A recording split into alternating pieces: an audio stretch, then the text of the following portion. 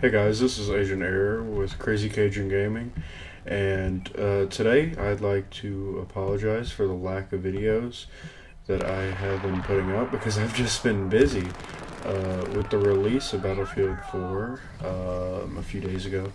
I have been playing non-stop ever since, and I really loved it. Even though, I apologize for the video, I was eating chicken nuggets at the time, so it's a little unconcentrated. But I finally unlocked my favorite gun. I've been trying to play through it so I could, and I did. I unlocked my favorite gun, the M249.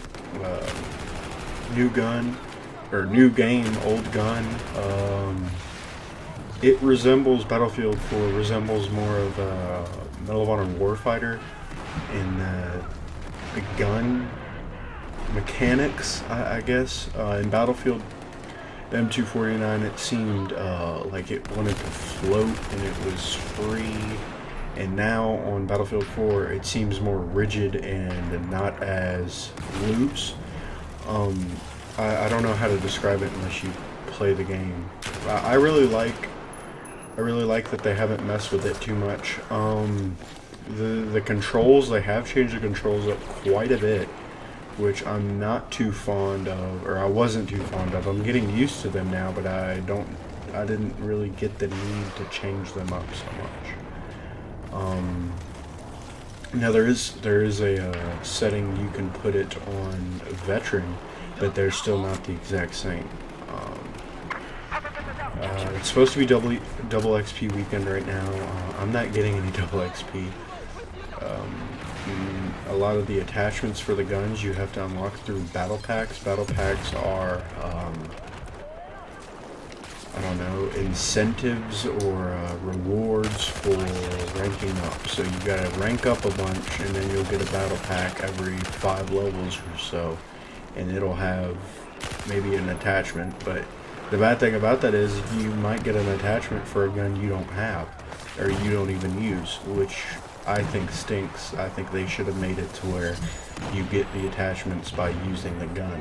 And they do with some of that, like 2 out of each category. Like, let's say I'll get a red dot and a holographic sight, but then the rest of the, like, Cobra sights and PKSO or whatever, you have to get those through battle packs, and I don't know why it was necessary to change that. I guess I can live with it because I have to, but I think they could have done better. Also, the camos, I haven't got any camos yet. All the camos are either for veteran, premium, or battle pack unlocked, and yeah, it's not the smartest thing. The things they changed, they did add elements of Medal of Honor Warfighter, especially the damage. The damage is good, and that wasn't from Warfighter. That's just something they added from Frostbite 3. They added elements from Warfighter, such as the kill cam. It resembles a lot from Warfighter. You now have your spin wheel that was on PC, but now you can do it from console. That was one of the control changes they made. See, the kill cam resembles Medal of Honor Warfighter a lot, and so does the gun mechanics. It's geared more towards a wider audience. You can see some elements of Call of Duty in the game. I can't necessarily pinpoint them because it's still a Battlefield game. You can still tell it's Battlefield. Medal of Honor Warfighter has surely influenced it more than Call of Duty has, but you can tell that Call of Duty has some influence on it. Like they have new game modes, which is like kind of like search and destroy. So Call of Duty has made an impact on it because they want to reach out to a wider audience to get that revenue in, but they still maintain the Battlefield/EA title. I like how they tried to incorporate the different styles in to accommodate everyone. But it is a Battlefield game, and they did change some things, and I wish they wouldn't have. The guns, you can unlock like I unlocked the M249. You can unlock some of them by playing through the campaign. You just have to get a certain score on a mission in the campaign, and you'll unlock the guns for multiplayer, which is what I did for the M249. I beat the last mission on the story mode, the campaign, at the highest level. The story mode slash campaign, if you don't like to call it campaign, the story mode was one of the best I have ever played. It was it's second best to Call of Duty World at War. That's a different topic, but the campaign for Battlefield 4 was very good. It was not like the campaign for Battlefield 3, where it was more Call of Duty level based. You just play straight through it, and there's not really much change.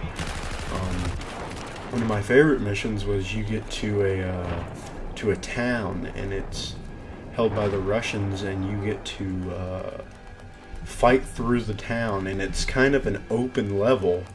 Not necessarily you get to make your own objectives, but you're fighting towards something, and you get to decide how you get there. And there's tanks and stuff you have to take out, and you get to decide how you take out those tanks. Story mode was really good. Multiplayer, it's good what they've done. I actually was on the firing range, the test range. I jumped out of a helicopter and fell onto a wooden bridge, and I fell through. Like, the bridge broke. So Frostbite 3 has really enhanced Battlefield 4. The back of the box actually says, is a quote from IGN. They say, Battlefield 4 and Frostbite 3 would have blown Call of Duty Ghosts out of the water. That's a quote from IGN. So Battlefield 4 has definitely made impact, made a statement. It needs work, just as every new game does, but I'm waiting to see what they do. This is Agent Arrow with CrazyCajunGaming.